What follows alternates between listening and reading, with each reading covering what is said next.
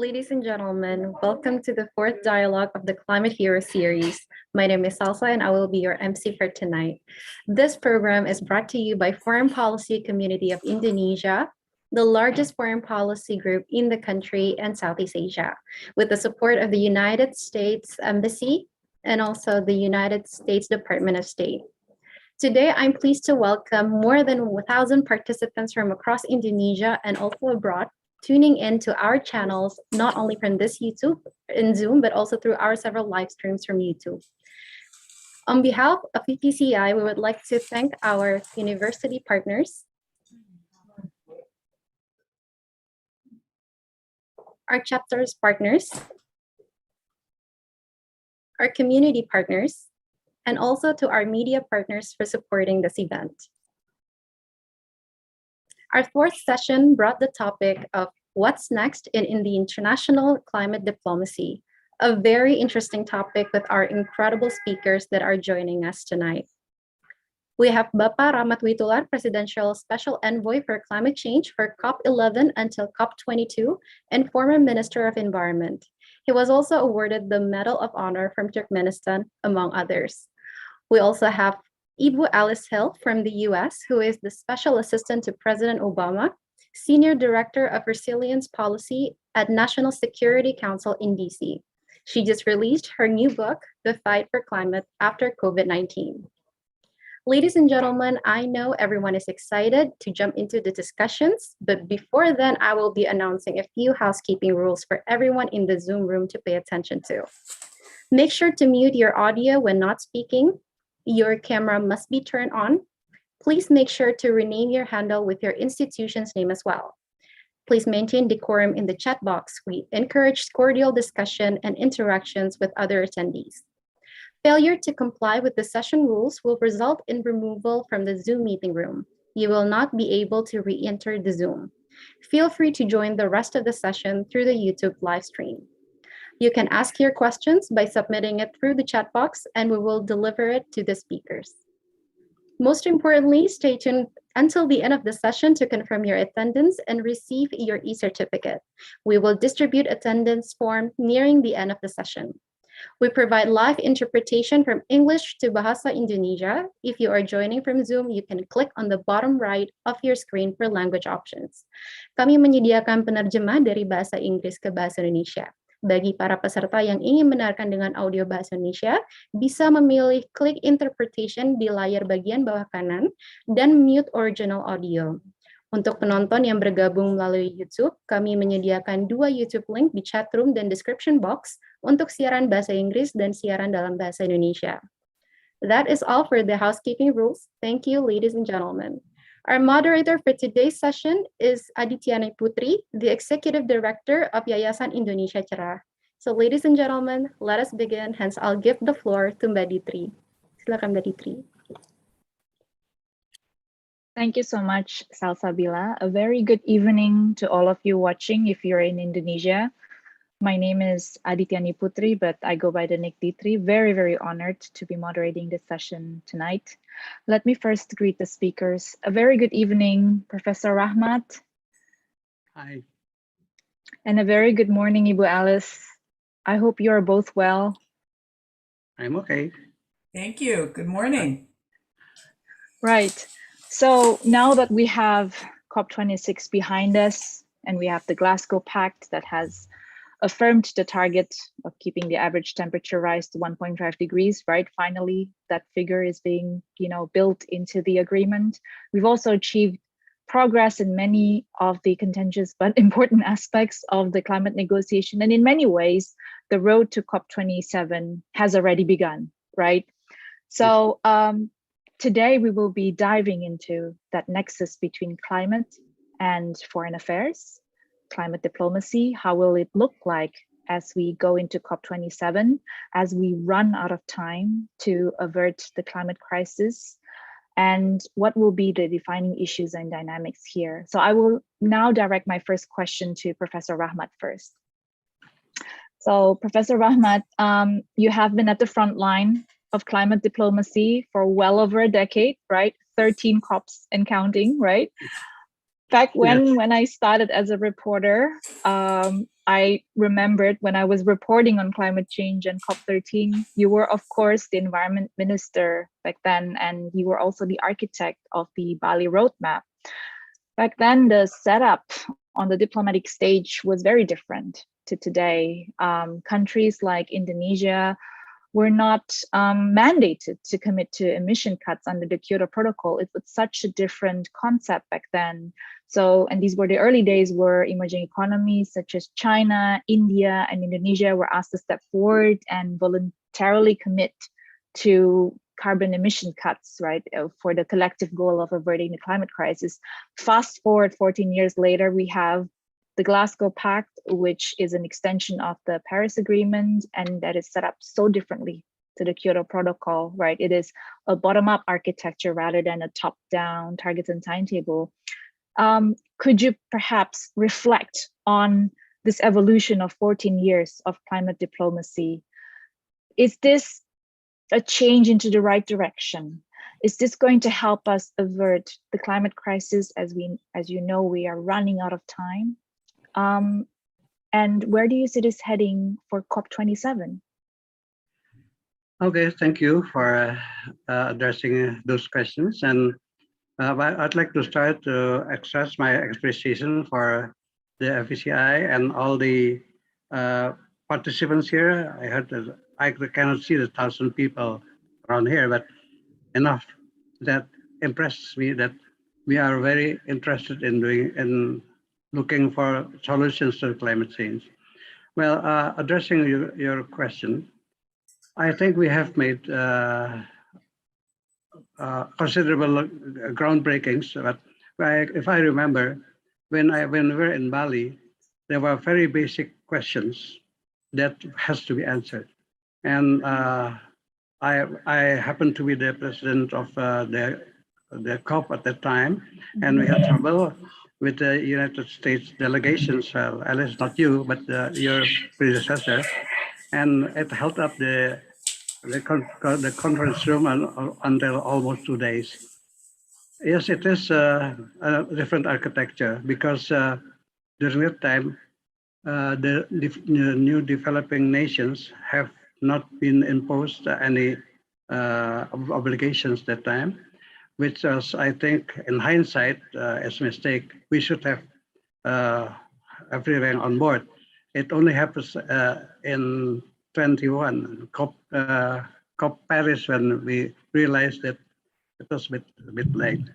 But during that time, Indonesia, if I can speak for Indonesia, which I did during that time, does its best to play the game. I mean, we are aware that we are both, we could be solutions, and we are also the culprits at that time because there were a lot of forest fires and a lot of all of these very bad things in terms of climate change. So as time progresses, COP in Bali has that COP in Bali has managed to put forward the hypothesis or the paradigm that developing nations should be assisted by the developed nations, or the other way around, that developed nations should assist in whatever way the developing nations. And that is not very well executed until today. That is why it is very proper that Glasgow, after Paris, is called the Glasgow Breakthrough. I hope it's a breakthrough because we need a breakthrough if we want to get over the traffic jam of decisions that are over the years since Bali in 07, 8, 9, 10, 11 until today, 2021. We are still struggling to define what countries have to do. We have decided on the NDCs and all that, but still, as it is said, even if the NDCs are fulfilled, we still will come short of the 1.5 degree increase, short of will exceed 1.5 degrees, which is needed to keep the world alive. So, in short, I think we have made progress, but not enough. And I will later on I will say how, in my view, we can do things better. Thank you for the question. All right, thank you for that answer. So these breakthroughs, we'll circle back to that, and we'll try to unpack that one by one. What should we be expecting to see in the next 12 months as we head into the COP27? But in the meantime, I would like to go to Ibu Alice, and I would like to talk about COVID. So of course, 2020, that's the year when we were supposed to have the COP26. And of course, that didn't take place and was moved to 2021 due to COVID. Your book, The Fight for Climate After COVID-19, uses the COVID crisis and the different ways that it had affected communities and countries to illustrate that it is critical for the world now to ramp up resilience rapidly and effectively on a global scale. You had practical suggestions in there.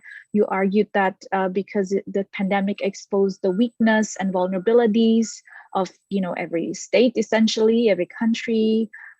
Your book contained all of the measures that you think needs to be put in place to mitigate and adapt to an even greater threat, the climate crisis. But when we talk about diplomacy, how has COVID really shaped the dynamics of climate diplomacy? And was any of that observable at the COP in Glasgow?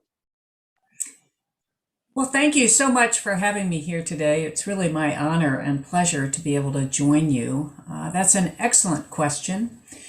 I think initially the pandemic knocked us off our course when it comes to climate change. Of course, we had to postpone the COP. We skipped a year, a very important year under the Paris Agreement. And so that delayed the presentation of the NDCs, the nationally determined contributions, the voluntary mechanism for nations to make progress on climate change. It also, unfortunately, reflects a missed opportunity in terms of how the world responded to COVID-19.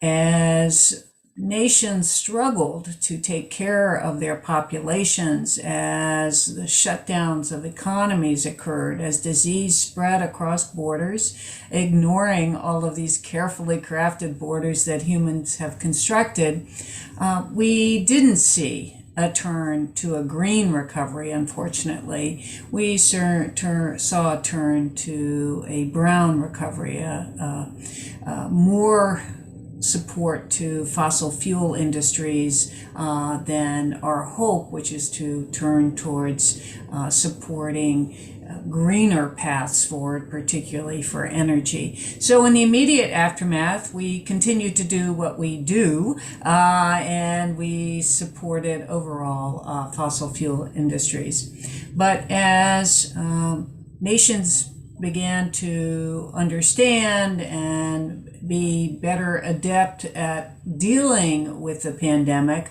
we have seen renewed calls for a focus on climate change, which was very evident at COP26. Of course, numerous protocols had to be put in place. We were tested every day to make sure, and our results were verified before we could enter the buildings. And we saw, I think, a greater understanding that catastrophic risk is something that enters all nations, particularly when you're talking about borderless disasters. A pandemic is a borderless disaster. No nation has been able to keep the pandemic outside its borders.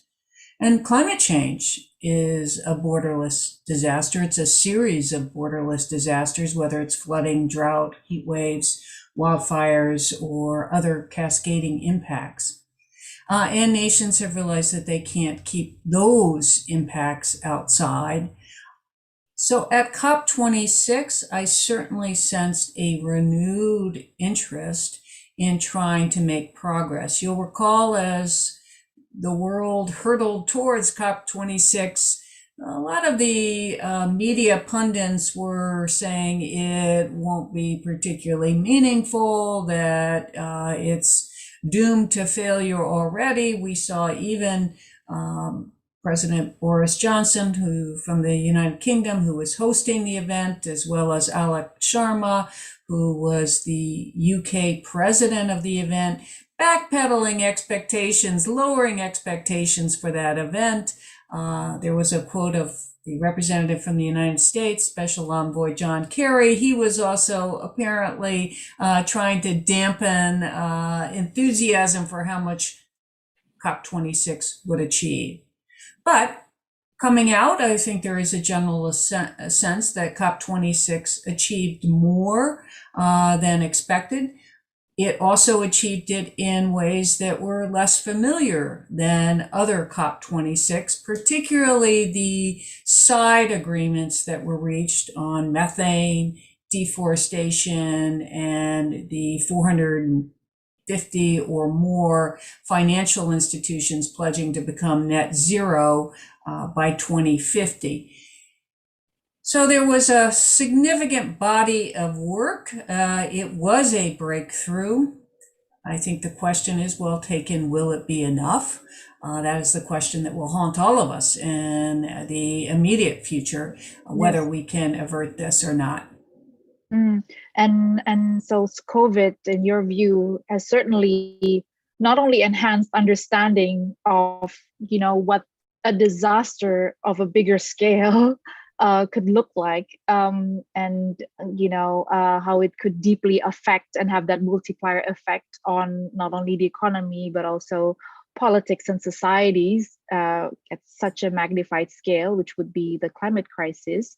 But it has also, as you said, really kind of like leapfrogged some of the processes. And are you saying that going into COP27, and mind you, we are not free from this pandemic yet, will it continue to help provide, boost, the intensity or and decisively direct, climate diplomacy to where we need to be in order to avert the climate crisis?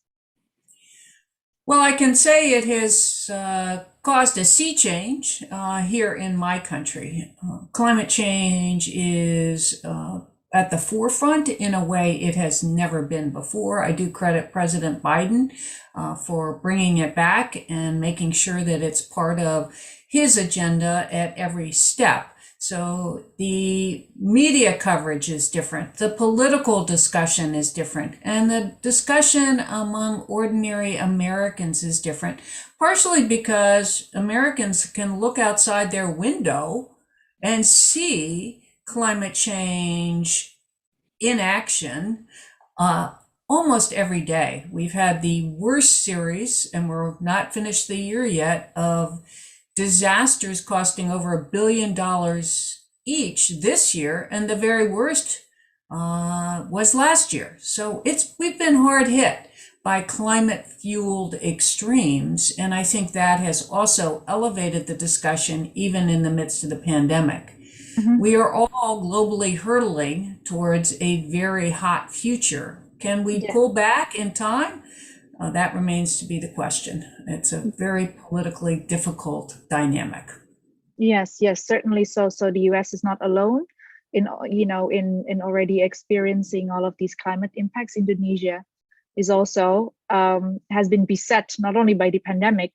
Since 2020, we have seen significant rise in climate-related disasters, extreme weather events, floodings, cyclones, you name them, forest fires. So it's been intense as well for us over here. Now, I would like to go back to Professor Rahmat, and on the subject of disasters, let us talk about some of the hot button topics that have defined climate diplomacy, especially when it comes to Indonesia's interactions with the rest of the world. So in the past, it has always been forest. Forest has been a very defining issue when it comes to Indonesia and Indonesia's engagement with all of the other countries, especially on the climate stage. But now it's coal. Coal is also joining forests to become a defining issue. And of course, with coal is a bit complicated as well, Indonesia being a major producer of coal, as well as a big consumer of coal. So, and in addition to that, there's also finance as a hot button issue. We have seen President Joko Widodo calling for developed nations, strongly issuing a call for developed nations to come to the table and realize, the climate finance commitment, to put that $100 billion on the table and to assist developing nations such as Indonesia to transition out of coal, for instance, and basically to assist in all of the major climate actions required. So what is your take on this, Professor Rahmat? Will we need to see breakthroughs around these issues, especially when it comes to Indonesia? First of all, I'd like to object to your talk, to your addressing me as Professor Rahmat. You promised to call Ibu Alice and me Bapak Rahmat, right? Let's keep it that way. Great. Objection accepted. But I'd like to sidestep a bit of how your question. I want to join else what she is talking about, and I think we are in agreement that the main ingredient of solving all these crises is to ratchet up the sense of urgency. There's an extreme lack of urgency all amongst us. And I would like to point my finger squarely, not us now around this table or around this webinar, is on the governments in the world. And on that matter, I would like to kind of maybe object to the diplomacy and climate change. I think diplomacy and climate change do not jive together.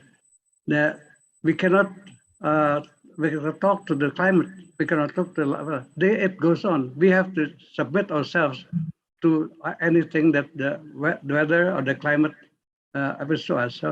So that is why, for better or for worse, I think at the end of this webinar, give me a few minutes later on how I propose to solve that. But about your question, I think Glasgow has achieved a very big result in accepting the Paris rule book, Article 6 and Article 13, which is essential for the implementation of what we all along this way intend to do. All the NDCs and all the other efforts has to be transparent, and the Paris rulebook has to be implemented, and the acceptance of Paris rulebook in Glasgow is a breakthrough. So we hope that can happen. And about the other items that Peter has asked me is, of course, I can easily point to the consensus of the UNFCCC on the developments of the developed and developing nations, where there's a differentiation between the CBDR, the common but differentiated responsibilities, and we still appeal to that because we cannot break the backs of the developing nations trying to adhere to the decisions of the COP, which is essentially a very difficult problem for the developing nations, especially for the AOCs and island states. So in terms of Indonesia, we try our best. We have been trying to curtail the forest fires for the last 5-10 years, and now, like I to quote my president, that as of today, this is the lowest degree of forest fires. When I was minister, there was a very big row with our neighbors, the Singapore people, the Malaysian Singapore people in particular, because they have a race going on, and we send smoke there so they cannot see what's going on. But after that, we have tried to do our best. It happens again in 2015, where now with the help of the El Nino and La Nina, we have the fires are kind of under control, hopefully. And about forests, we are now starting to reforest, not only to stop deforesting, but also reforest, because just a while ago, we witnessed the president to look at the nurseries of hundreds of thousands of new trees that will be planted. With So all we due are trying. respect, Pak Rahmat, so but Indonesia will continue, I mean, will always come under fire for not doing enough when it comes to forest and land use. And Indonesia now will also come under pressure for not quitting coal soon enough. And so how do you make of this? You said CBDR will have to be upheld no matter what. There's still going forward needs to be a differentiation between the responsibilities of developed nations and developing nations. And yet we are all running out of time. So is finance the solution to all of this? No, it's not finance. It is the sense of urgency, not only of the developing nations, but mostly for the developed nations, like it has been mentioned by, I think you are, Alice, that the developed nations owe the developing nations the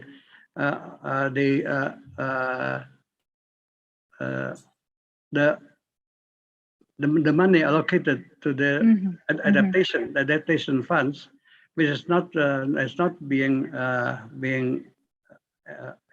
extended to the necessary people. Maybe it's I'm not going to start finger pointing, but the developing nations are very defensive in this because we cannot create money. Whilst the developed nations, they don't have to create money, just distribute it. They have enough money. You have trillionaires there in Alice's countries in particular. The Jeff Bezoses, the Elon Musk, they have fantastic amounts of money. Whilst the developed nations, the developing nations, they subsist on only $1 a day. They cannot bother those people for doing anything else that try to survive. So we are used to being targeted or maybe finger pointed at, but I think that is a fact of life. That is why diplomacy in climate doing climate change will not work. Will not work. Will not work. It has to be very stronger measures rather than diplomacy. Like, and you have a suggestion to make, right, Pak Rahmat? I will. It's too early to do so. I have a suggestion, but just I will appeal to the developed nations to stop haggling and trying to have a loopholes not to distribute the adaptation funds, which is just to be distributed. Why keep it in your banks? Just give it to the necessary masses in Asia and in Africa, so they can do something. Otherwise, the other countries will step in and give the funds, which is maybe tight funds, not the adaptation funds that we intended to create throughout the UNFCCC decisions. So it is not an apology. I'm just stating the facts that we cannot really stop the growth of electricity to give electricity to the people. Not all, Indonesia is now having alternative energies. We're on the way of having a decent energy mix into the next decade, but maybe not fast enough.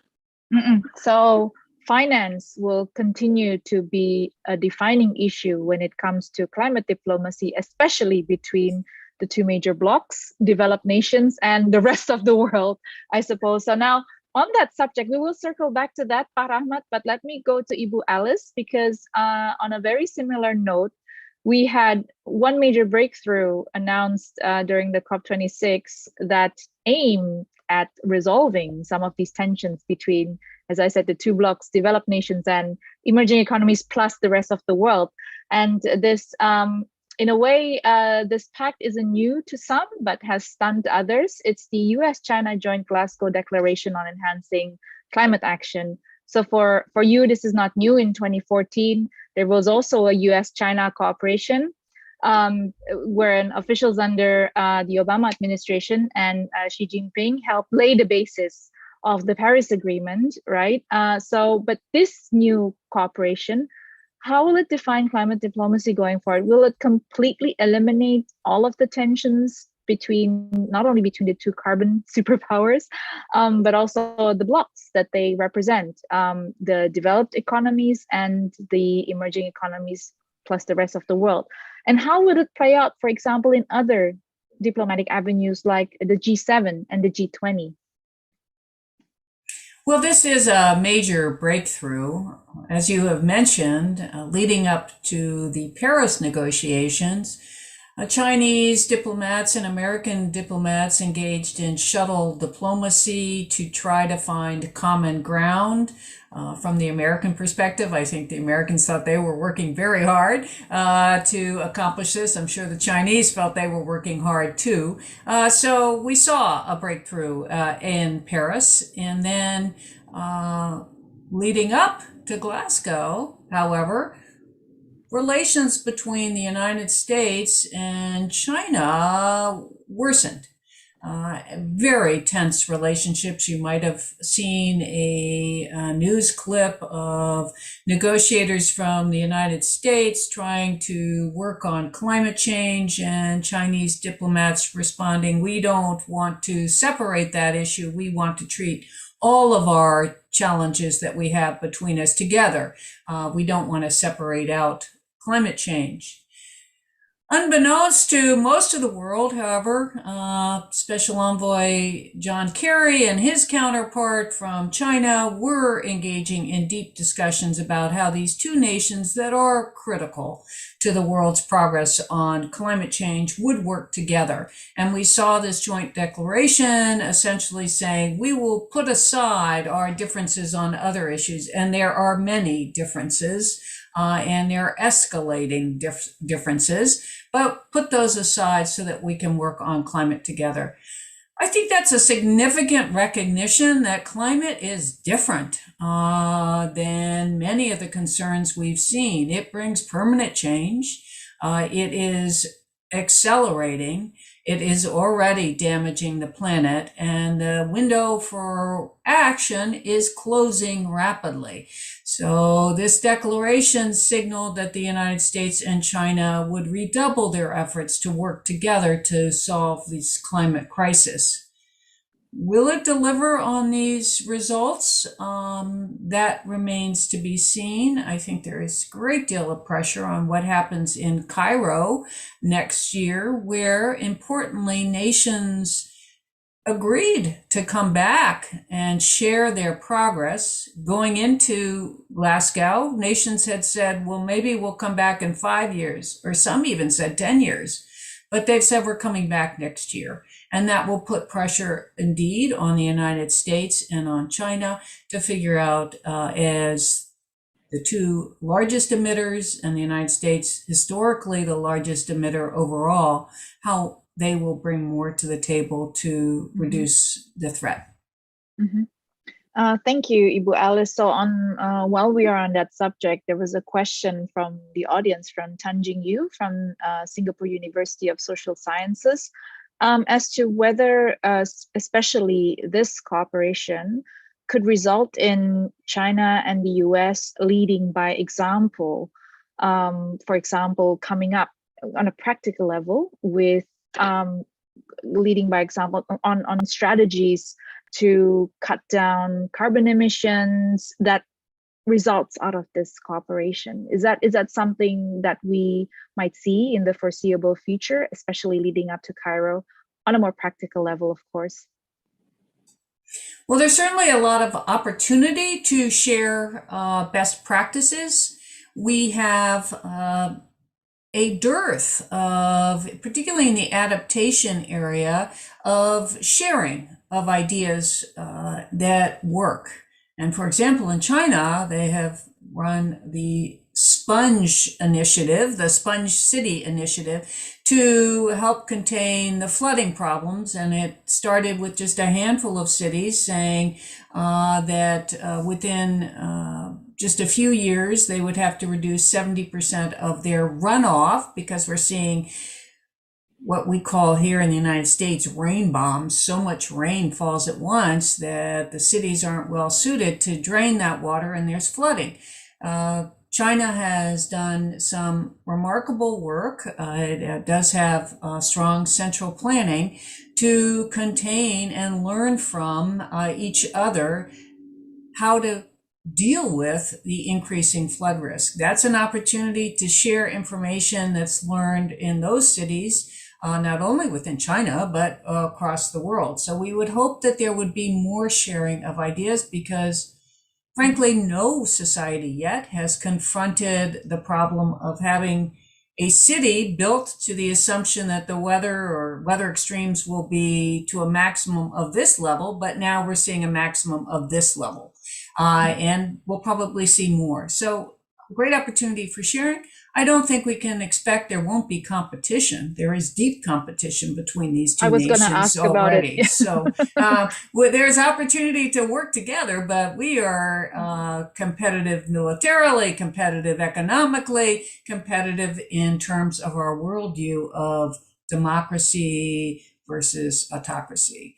So very fundamental differences between our countries that I don't think will be simply overcome in the immediate future. But there is also a joint recognition that the world is hurtling towards untold disaster if we don't act on climate. Yeah, and like looking at how climate diplomacy, especially between the two nations, has evolved, this definitely is a major step forward, isn't it? And so there's a lot of expectation heaped on the COP27 in regards to these two nations. So I would like to go back to Pak Rahmat with a question on the G20. So of course, this year, Indonesia is the G20 president. So very exciting year for all of us here. Now, you have witnessed over the past decade how climate change has initially shaped and colored other international diplomatic avenues, and eventually has grown to dominate the agenda, right? Like the UN General Assembly, the G7, the G20, the World Economic Forum, right? And so now this year with the G20, do you think there is an opportunity for Indonesia to rise as a climate leader, right? And because we mustn't forget that the G20 comprises of nations that make up 80% of all global emissions, right? So these are the 20 major emitters of the world, essentially. So if you think there is this chance, how should Indonesia go about it? Like, what call should Indonesia be making? What proposals should Indonesia be putting on the table? What is your take? Okay, I wouldn't want to prescribe any actions for my president because he knows what he's doing. But I think we're in agreement that the problem is not Indonesia, it is the rest of the world, the developed nations. So I want to illustrate like this. So if we have been doing this for the last 20 years, 2 decades, I've witnessed this for 1.5 decade, 15 years, and seems to be every year the same problem arises. It's not a joke, but there is just a story. If you go to the doctor every time and you don't get healed, maybe it's time to change the doctor because it is not doing anything. That is why I was about to suggest that we change the format of doing things. I would suggest, humbly, I would suggest that the problem is not the developing nations, it is the governments of the developed nations. They dicker around, and like Alice has been talking, even important things like that, like the survival of the planet, is undergone subservient to the arms race, the economic race. It will be like that. I want to draw a parallel with the pandemic that we are suffering now. We don't have a climate diplomacy with the COVID. We just do what is needed. So we talk about it. We just do it. Get vaccinated, and that we're talking about the whole world. Everybody, actually, the climate change world has started doing that from Paris on, from Bali. Everybody on board. Everybody has to. It's not everybody. It's not every government. It's everybody, and that is the 85% of the world, which is not in the developed nations. In the developed, this should be assisted. That is why it is very important that all the potentials are given to the developing nations, both in terms of finance, technology, efforts, and all the help that they can, and not talk about diplomacy. Just do it. I mean, there's a company that says, just do it. Now let's just do it. Just give the funds to the developing nations. You have enough of them. There's only 100 billion reserved. There should be a trillion to be expected. And who can do it is the ones who can govern and who are in charge of that kind of money. It is not the developed nations. It's not the developing nations. Is a developed nation. Could I just jump in here and ask you again? How can the G20 as a forum served as a way to forward these calls? I think our president will try to mobilize the developing nations to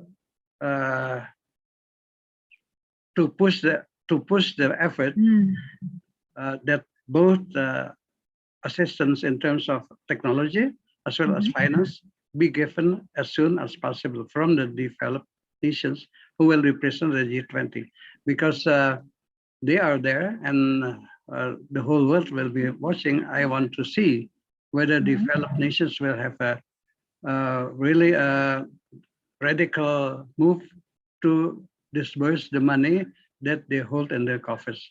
And this G20 meeting here, I think this is a good forum for us, for our president, to push this agenda forward. Okay, so on that very subject, actually, there is a very relevant question coming from the audience from George Hashaka from the Uganda Peace Foundation. Now, you mentioned, Pak Rahmat, you mentioned a lot about developed nations, and of course, one of the big developed nations clubs is the G7, right? So do you think the G7 or even, the inclusion of countries such as South Korea, Australia, the European Union, and BRICS, some of them representing emerging economies, can play a key role in reaching a net zero world and other challenges that humanity is facing? I'm reading the question here, and I think it's related to what you had said, Pak Rahmat, about developed nations having to step up, right? Having to step up. So I guess we want to know, especially in the context of net zero, if this is something that developed nations can actually lead on and champion the whole world to do the same. Well, it has been said that you have to lead by example. So why don't the developed nations do that? Because the developed nations are bound head and toe because of the extreme poverty that they suffer under. That is why the G7, and it used to be the G8. So I rest my case. You are still quarreling about the system G7 and G8. Why talk about this kind of bureaucratic items whilst the planet is going to be destroyed? So I hope that the G7 will realize that there are other important things rather than trying to solve the problems, which is important enough, the Ukraine thing, and all those things. But at the back of our minds, you see that President Biden is very struck by the 30 tornadoes that we found Kentucky and the other. So that is the real question. then the planet is angry. So we should not play diplomats with each other. Okay. Thank you, Pak Rahmat. I will maybe direct the same question to Alice. I mean, we've heard now a lot about, the need for developed nations to step up. But at the same time, you've also mentioned that the United States itself has been battered by so many disasters just, this past year. And with the addition of COVID, there isn't a tendency for countries to look, especially when it comes to building resilience and adapting to this changing circumstances. How will this play out? Like the need to step up and provide more resources to developing world versus the need to fortify oneself and raise one's resilience. Is that something that's going to affect the ability of developed nations to come forward and quote unquote step up? What is your take on this? Well, that's certainly a fear. There was a think tank that back in maybe 2007, 2008 ran what we call a war game or a scenario looking at what will be the reaction of various countries around the world as we see temperatures continue to rise. And initially, they assigned players, former diplomats, former military personnel, others, to play the role of leaders of various countries.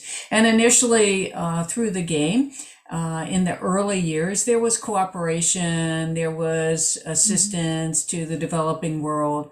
But over time, as you've pointed out, countries turned inward. They grew tired of helping others and they focused on helping themselves.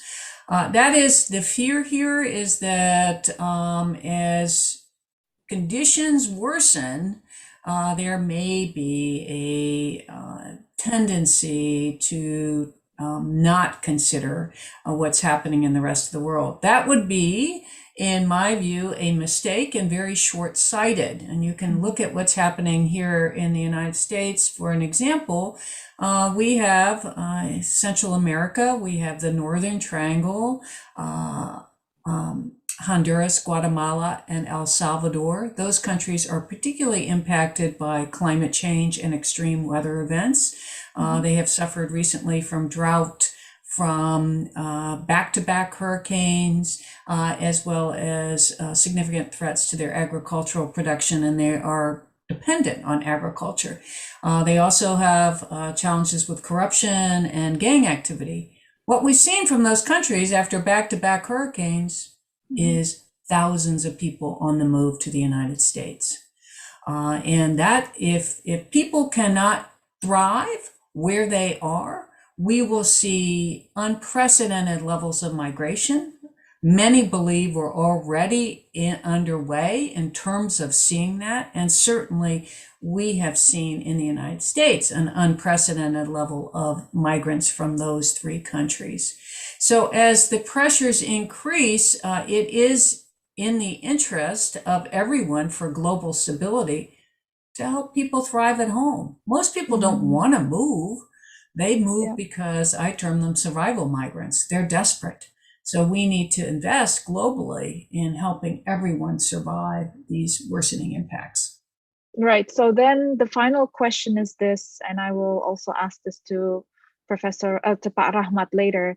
Is there something, does the global climate diplomacy architecture or setup, do we need to change something in the way it is set up at the moment? Is there a process that needs to be radically transformed to help mitigate these tendencies to, to look inward and just help oneself rather than contributing to the global effort? This tendency to go back to, the tensions that have arisen from other aspects, right, of international relations. Does something need to change here? What do you think? Well, I'm a former judge, and certainly if we had enforceable agreements, if we had an international court that could enforce these, we might see more willingness to try to conform to what the agreement is. But that's unrealistic, in my opinion.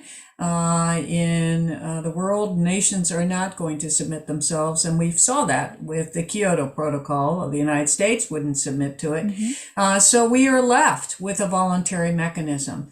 Is the Paris Agreement perfect? No, but it's what we have, and we have a very short time to act.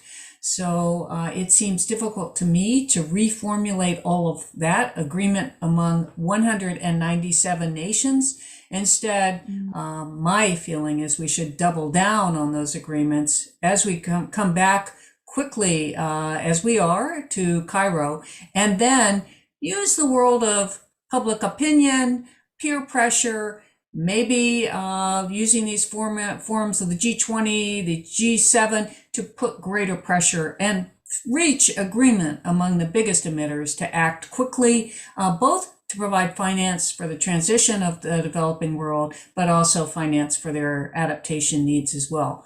That's what I see as the biggest hope for us going forward, given the very short time frame we have in which to make massive progress. Brilliant. Thank you very much, Ibu Alice. And now I would like to ask the same question to Pak Rahmat. Okay, thank you, Litri. And I think I do agree with what Alice has been saying. I want to add to that, but actually we have to have a roadmap into reforming radically the structure of the UNFCCC with the blessings, of course, of the UN. Because as I see it, I just mentioned it, that the problem is governments are not helping. So the problem is the governments. They're not helping. They are not part of the solution. They're part of the problem. But that's what we have, like Alice has been saying. So we have to work with that. But we have to work towards more reasonable structure in addressing climate change, which is addressing it with a more realistic profile of the body that tries to do things against the climate. As I see along, I was looking at the faces that has this webinar, on this webinar. I'm very happy that I see they're mostly in the 30s or 40s. And that shows that they are the ones who are interested. The older ones, they're not interested in something else. Maybe they're doing diplomacy kind of, but try to do things that the younger ones. I see that from Indonesia, Febrianto, USF, from Tianglin, they're all young people. So it is the young people who should do things.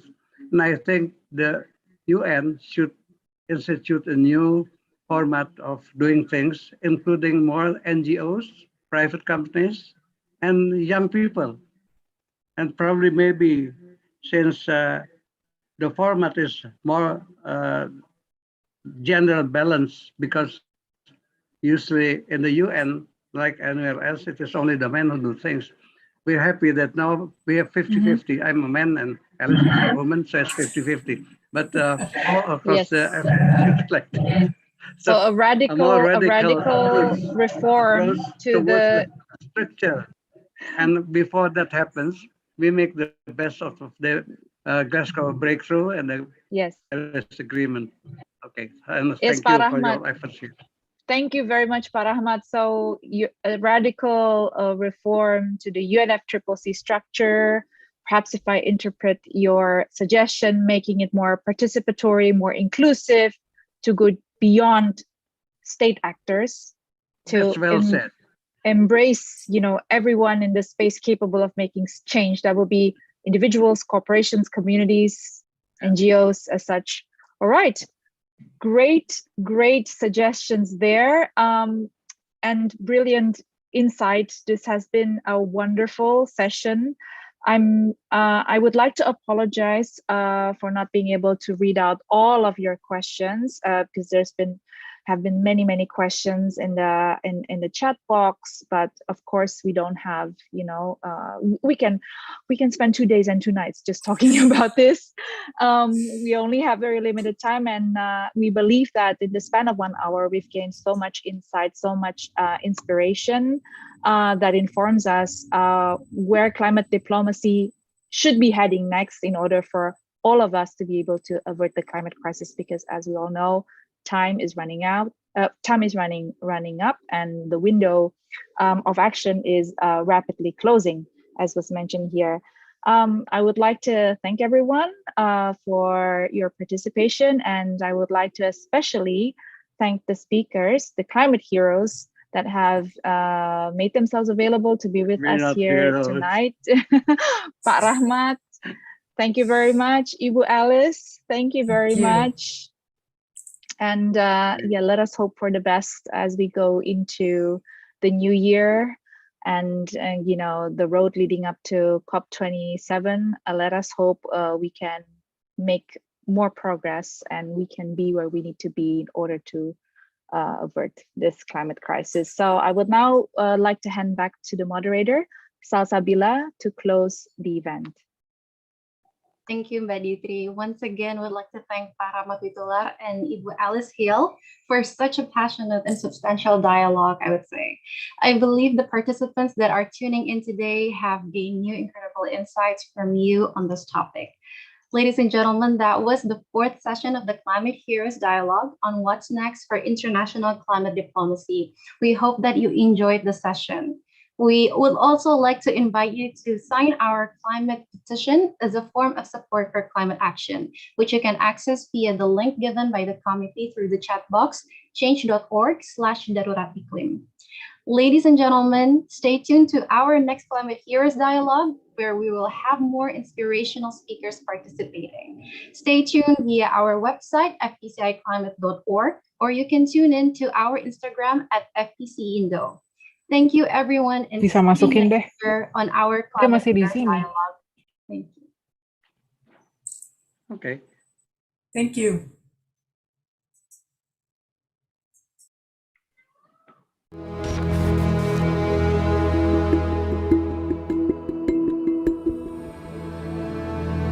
Halo, saya Mika Tambayong. Saya Krisdayanti. Saya Kalista Iskandar. Saya Desa Radian. Saya Chico Jericho. Saya Chelsea Islan. Saya Cinta Laura Kiel. Saya Dian Sastrowardoyo.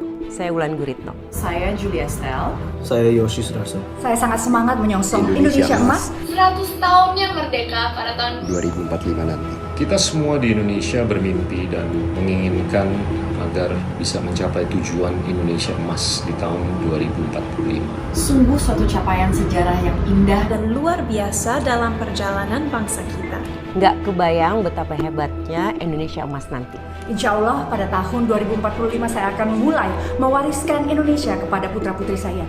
Di usia NKRI yang 100 tahun nanti, saya ingin kita semua hidup dalam Indonesia yang Pancasilais, yang modern, maju, makmur, sejahtera, hijau, adil, aman, bebas korupsi, demokratis, dan tentunya bersatu. Tujuan tersebut bukan tanpa tantangan. Ancaman terbesar di tahun 2045 bukanlah pandemi. Bukan lagi kemiskinan atau kebodohan. bukan separatisme, bukan perang nuklir, bukan invasi militer dari luar. Ancaman terbesar bangsa Indonesia di tahun 2045 nanti, the mother of all problems adalah pemanasan global, di mana suhu bumi rata-rata akan naik 3-4 derajat Celcius. Itu adalah suhu terpanas sepanjang sejarah manusia. Suhu terpanas di bumi kita yang sudah berusia 4,5 miliar tahun. Suhu tinggi akan membuat planet bumi sakit parah. Saya tidak mau melihat Indonesia emas dan anak-anak kita nanti hidup sengsara dalam bumi yang panas ini. Dengan perubahan cuaca yang ekstrim di mana-mana. Polusi merajalela dan membunuh puluhan juta orang. Hujan deras dan banjir di mana-mana. Gunung es di Antartika terus mencair. Air laut akan naik setinggi 1 meter. Sumber air dunia akan berkurang dengan sangat drastis. Banyak pulau yang akan tenggelam. Semakin banyak spesies punah yang disebut the sixth extinction. Keragaman hayati akan rusak, suhu air laut yang naik, ekosistem laut yang terancam, serta terumbu karang yang banyak mati. Penyakit semakin banyak menyebar, termasuk malaria. Stok pangan menurun banyak dan kekeringan di mana-mana. Banyak tanah yang akan menjadi padang pasir tandus. Dan konflik berbasis lingkungan yang meningkat juga secara drastis. Semua ini akibat ulah manusia. Namun, malapetaka ini dapat juga dicegah oleh manusia.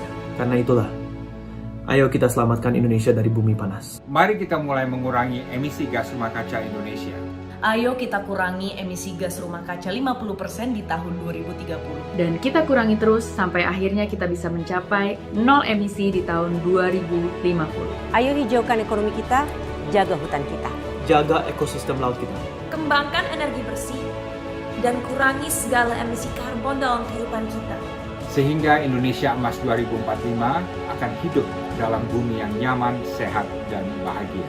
Sehingga Indonesia dapat menjadi bagian penting dalam solusi global perubahan iklim. Planet bumi harus kita sembuhkan dari sekarang. Target besar dan mulia ini bisa kita capai. Ayo kita bergotong royong. Selamatkan planet bumi. Selamatkan umat manusia. Selamatkan generasi kita dan generasi seterusnya. Kita sambut Indonesia Emas yang penuh harapan. Selamatkan Indonesia 2045. Sadarkah Anda, kita mungkin adalah generasi terakhir yang bisa hidup dalam dunia bercuaca normal. Kita juga adalah satu-satunya generasi yang bisa menyelamatkan umat manusia dari bahaya bumi mendidih yang menanti kita selamanya di depan. Ayo kita penuhi panggilan planet bumi, panggilan umat manusia, dan panggilan sejarah. Ayo sebarkan pesan ini dan tanda tangani petisi.